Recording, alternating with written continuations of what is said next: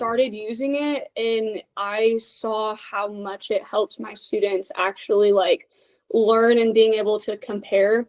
So that's one of the reasons why I love it is, so I usually do like the duel where they like have to, or I guess it's like the tournament. So they have to like get down to like the final answers.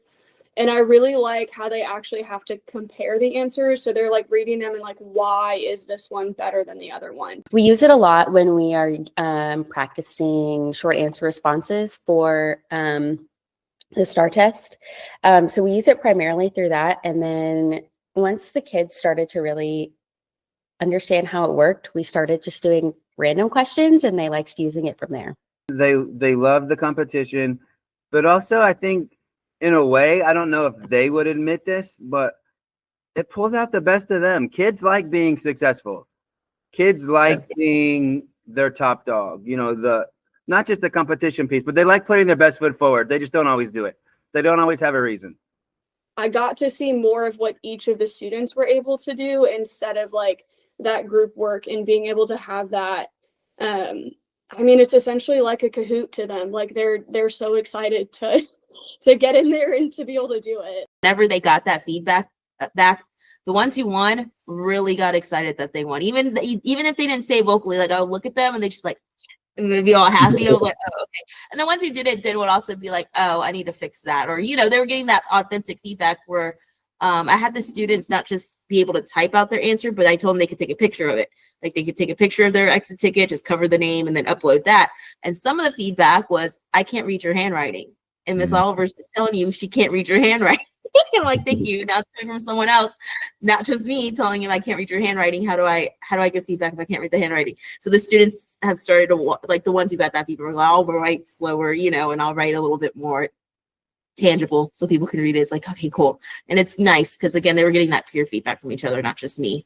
Short answer gave them the opportunity for other kids to see their writing, not just me, not just an AI, which is cool. Don't get me wrong. Like AI has its purpose. But they got to see each other's writing and read each other's writing. And that was something that I looked into short answer. I could see, especially like in a co-taught class, for example, turning that on and having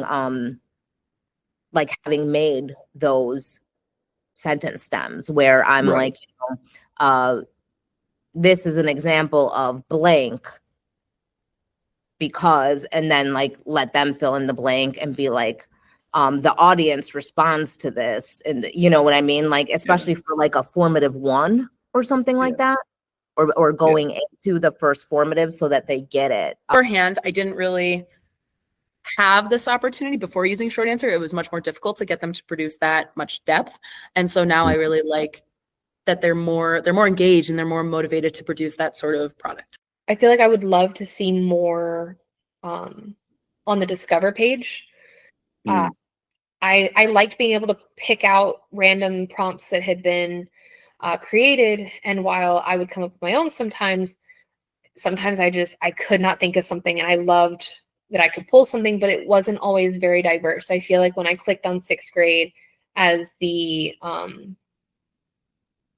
filter, I feel like I got very little in terms of variety and substantial engaging prompts.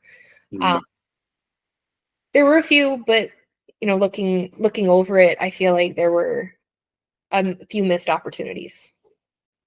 Especially in the beginning of the year when we're teaching them how to write, if there were more, I know it's hard because I'm sure a lot of states use this, but like the TEKs, if those were on there and gave us like an example question for each TEK, that would be really helpful because sometimes English language arts TEKs are so confusing. And so trying to like make a question that kind of goes along with that where the students are hitting each part of that would be super helpful.